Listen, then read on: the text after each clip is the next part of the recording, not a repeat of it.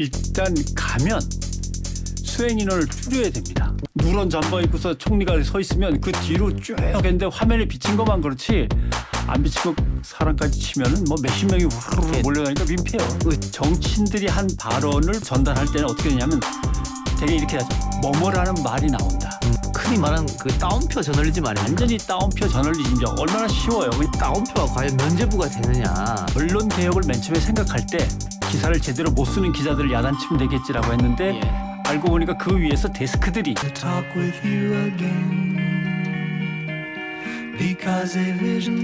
한 주간의 깊은 호흡으로 이슈를 꿰뚫는 코너 변상욱의 눈 시간입니다. YTN TV 뉴스가 있는 저녁과 YTN 라디오 뉴스 정면 승부의 앵커 품앗이 프로그램 변상욱의 코너 나왔습니다. 어서 오십시오. 네, 안녕하십니까, 변상욱입니다. 예. 지난주에 우리가 이 재난 방송 우리나라가 많이 뒤처진다 다른 선진국에 비해 이런 말씀을 드렸는데 일주일 동안 비가 그치질 않았네요. 계속해서 비가 내리고 있습니다. 걱정이 태산 같은데. 뭐 그러는 동안에 재난이 아니고 정치적 재난으로 확 이제 넘어와서 정치권이 요새 또 시끄럽고 다 그런 것 같더라고요. 오늘 이따가 본격적으로 할 이야기는 바로 그 이유입니다. 왜 재난에서 갑자기 정쟁으로 바뀌었을까 이런 의문인데 그 전에 일단 다른 것부터 한번 살펴봅시다. 전국적으로 피해가 지금 큰 상이고 안타까운 뉴스들도 많이 보도됐습니다. 산사태나 급류 때문에 소중한 생명을 잃는 국민들도 많이 있었죠. 근데 총리가 현장에 방문해서 직접 챙기고 있습니다. 지금 여러 곳 다니고 있고 또 재난지역 선포 등도 적극 논의하고 있는데 일각에서는 정치인들이 이렇게 현장에 가는 것이 과연 도움이 되느냐 뭐 이런 얘기도 있고요. 또 안 가면은 지금 이런 상황인데 뭐 정치인이 한 명도 안 온다 또 이렇게 비난다고 이런 건 어떻게 대처해야 될지 잘 모르겠어요. 일단 가면 수행 인원을 줄여야 됩니다. 오실 때 한 저쪽에서 10명 우르르 내려오면 그 10명에 한 2명씩 붙으면 지자체에서는 한 3, 40명 동원해야 되거든요. 그러니까 인력이 엄청나게 소모됩니다. 가능한 한 간편한 차림으로 몇 명만 데리고 오시든지 수행비서 한둘만 데리고 오시고 그다음에 지자체 공무원들도 도지사, 시장, 군수 다 나가고 줄줄 따라다니면 안 됩니다.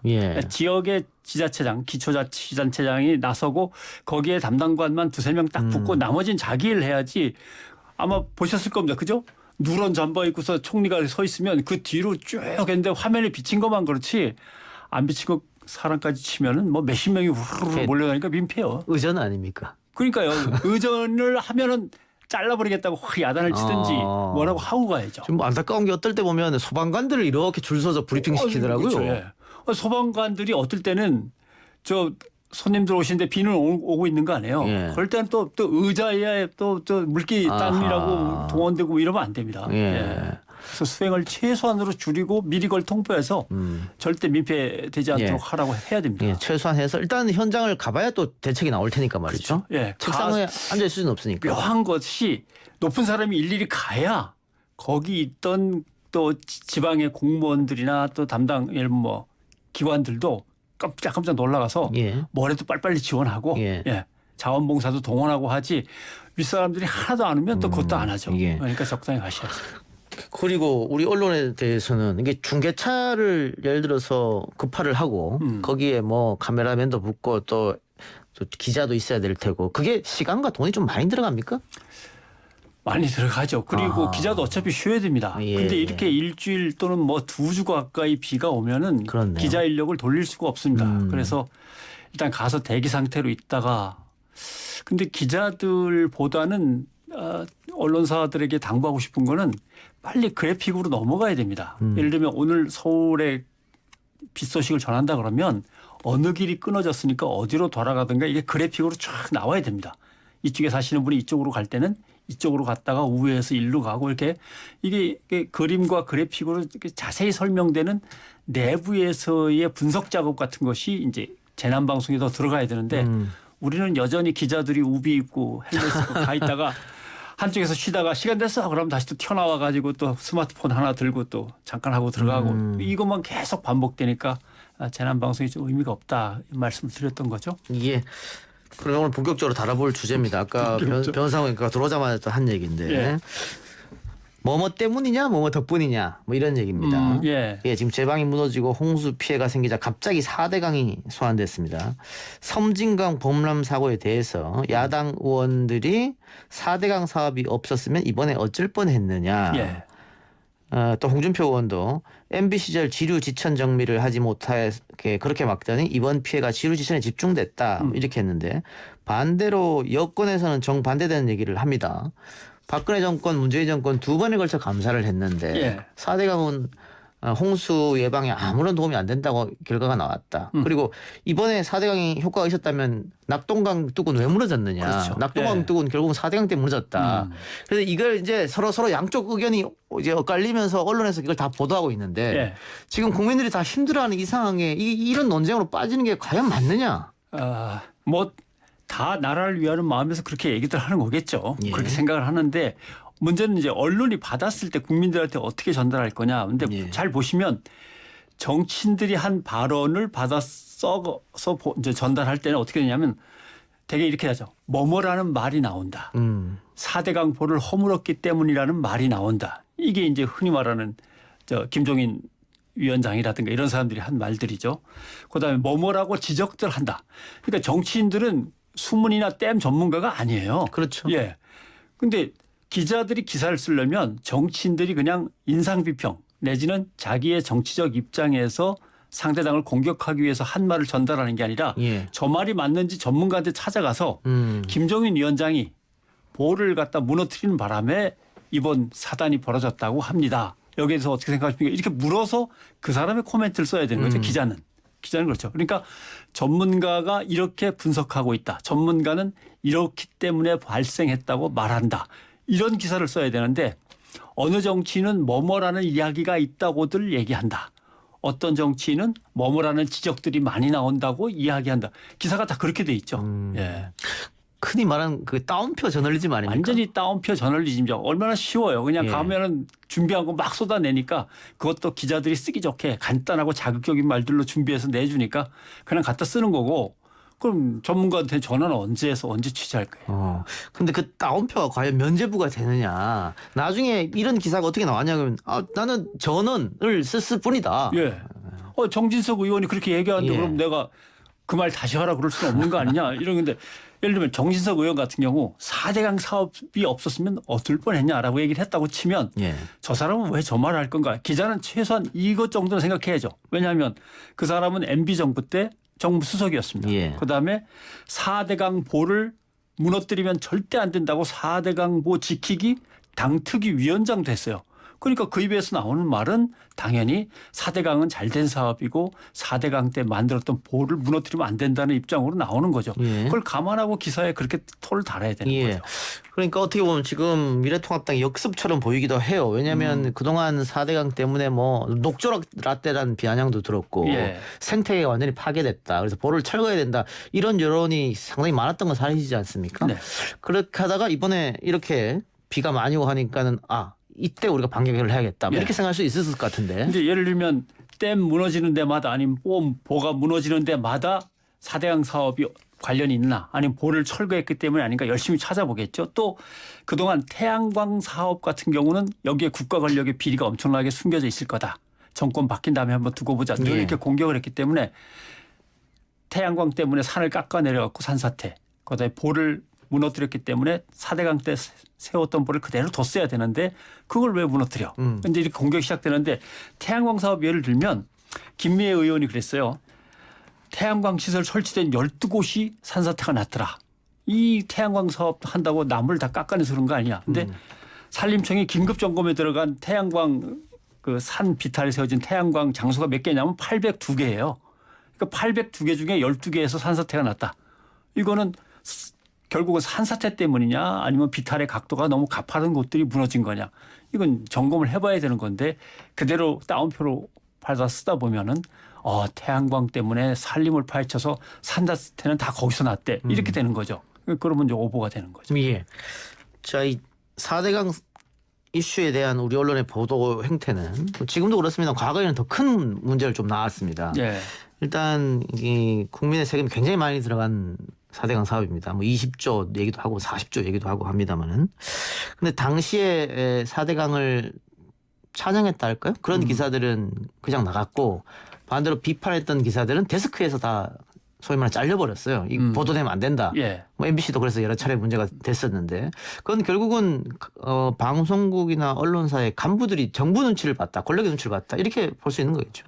당연히 정부 눈치를 봤고요. 또 하나는 그 당시에 돈이 엄청나게 풀려나가는데 그 돈이 다 토건회사, 건설회사로 갔거든요. 예. 그러니까 그 4대강 치적을 찬양하는 정부 광고와 건설업계의 광고들을 다 이제 소화해내면서 거기에 뭐 지적하거나 비판하는 기사를 쓰기가 어려웠던 거죠.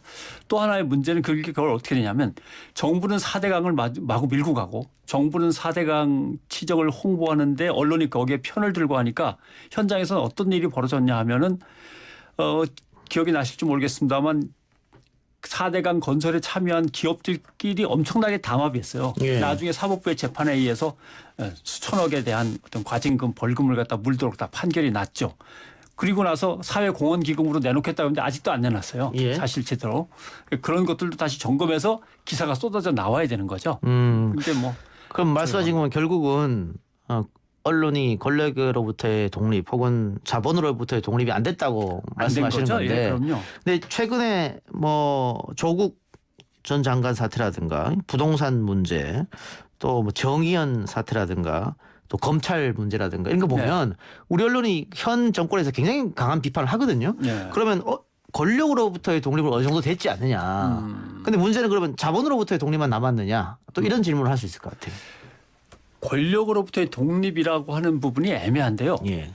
권력이 어떤 성격을 보여주느냐에 따라서 다 태도가 달라지는 게 당연한 거죠. 왜냐하면 노무현 정부라든가 이런 경우는 기자들을 못 들어오게 정부 청사에 기자들이 이렇게 마음 놓고 드나들면서 관공서에서 그 공무원들 만나갖고 말이야 은근히 압박도 넣는다든가 아니면 뭐 광고를 따간다든가 왜 그런 행동을 하는 거야. 예. 기자들이 들어오면 누가 몇 시에 들어와서 누구를 만나서 무슨 얘기하고 왔는지 일지에 다 적어. 그러니까 이제 심지어는 진보 언론까지 나서서 언론에 뭐 대못질을 하는 정부라고 했던 거죠. 그러니까 기자실 폐쇄 뭐 그런 문제죠. 예.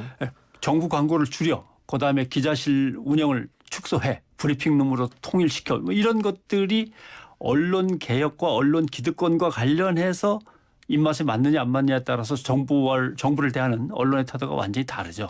예. 그건 뭐 본능이라고 해야 될지는 모르겠지만 그러나 언론이 항상 강조하는 게 취재의 자유, 정치적 중립과 독립성, 자율성을 얘기하는데 자기들이 그럴 때 써야지 자기들 이익에 쓰면 안 되죠.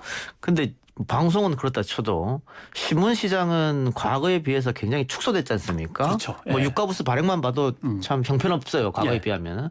옛날에는 국민 10명 중 6, 7명이 신문을 읽었다 그러면 지금 한 명도 읽지 않는다는 뭐 통계까지 나오고 있는 실정이니까.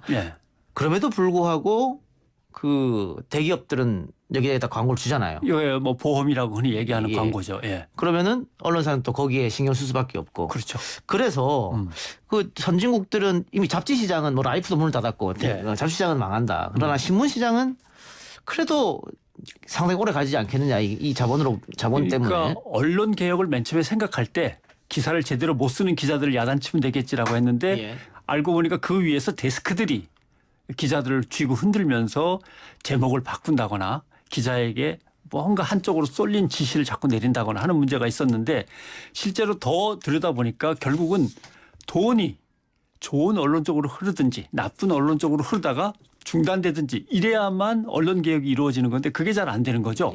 그런데 지금 자꾸 정부는 언론들이 때를 쓰면 정부 광고를 계속 언론들한테 주고 기업들은 언론이 와서 광고 좀 주시오 하면은 이미 언론의 그 영향력이나 광고 효과가 뚝 떨어져 있는 걸 알면서도 기성 언론들에게 우리 총수만 건드리지 마십시오. 우리 회장님만 너무 욕하지 마시고 좀 잘 봐주시오. 주로 이제 이런 거와 관련돼서 광고를 맡긴단 말이죠. 그런 것들부터가 없어서 돈줄 자체가 바뀌어야 됩니다.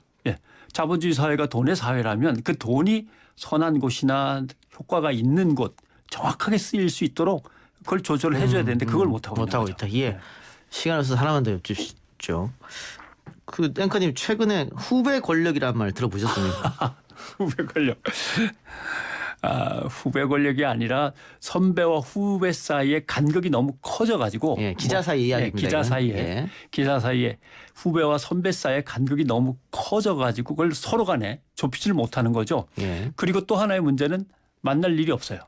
선후배끼리 막걸리 한잔 하면서 뉴스를 다 마감한 다음에 밤새 토론하고 다음날 또 허허하고 만날 수 있는 그런 기회가 없는 거죠. 그럼 요즘 칼퇴근해야 되니까. 컴퓨터 앞에 앉아 있고 그러니까. 다 스마트폰 컴퓨터로 작업하고 선배는 저쪽 끝에서 뭐 후배는 이쪽에서 그리고 각자 출입처에서 다 송고한 다음에 거기서 퇴근하기도 하고 하니까 실제로는 위의 세대가 갖고 있던 어떤 민주주의에 대한 열정 같은 게 아래로 전달이 안 되고 아래 세대가 느끼고 있는 언론으로서의 한계라든가 압박감 같은 것들이 또는 새로운 어떤 그 시각들이 윗사람한테 전달이 안 되고 그러니까 후배들이 보기엔 정말 답답한 사람들이고 선배들이 보기엔 그 후배들의 그 냉철한 비판이나 지적질이 야, 이제 권력으로 보이고 이렇게 되는 거죠. 근데 그 기자 사이에 사실은 선후배 간에 좀 관계가 조금 셌다 공기감 이런 얘기도 있었고 이게 일본어이기 때문에 쓰지는 못하는데 과거에 경찰 이렇게 돌아다니는 기자들 있잖아요. 사시 마왈이라고 하는 이제 순찰이라고 하는 거죠. 그러면서 그 선배가 후배한테 뭐 자기의 경험도 가르쳐 주고 있었는데 그럼 요즘 그런 게 없나 보죠. 사실상 뭐 거의 사라지고 있다고 보는 거죠. 그래서 결국 그것을 넘어서는 선배 기자들은 자기의 노후를 나름대로 또 개척해 나가는 거고 또 그런 한계를 넘어선 후배 기자들은 거기에서 이제 스타급 기자들이 나오는 거죠. 왜냐하면 선배와 후배가 단절된 그 간극을 자기의 노력으로 어떻게든 메워 나가는 사람이 결국 새로운 미디어 세계에서 이제 나름대로 살아남을 수 있는 그런 여건이 된 거죠. 그러면 이 선후배랑 간극은 글쎄요 시간이 지나면 더 벌어질 수도 있겠는데요. 그럼요. 예. 쉽지 않아 보입니다. 쉽지 않죠. 그래서 결국 뭐라고 해야 될지는 모르겠지만 한 언론사의 기사가 호흡이 긴 것과 호흡이 짧은 것들이 적당히 섞여야 되고 그것들을 데스크할 수 있는 간부들의 능력이 갖춰져 있어야 되는데 결국은 권력에게 빌붙어서 어용 노릇을 하다가 그다음엔 자본에 빌붙어서 돈만 쫓아다니다가 아무런 능력도 못 갖춘 채로 이런 날이 오고 만 거죠. 알겠습니다. 예, 우리 변행컨 일주일에 한 번씩 이렇게 언론 이야기를 합니다만은 언론 개혁이라는 게 참 쉽지 않아 보여요. 오늘 말씀 고맙습니다. 고맙습니다.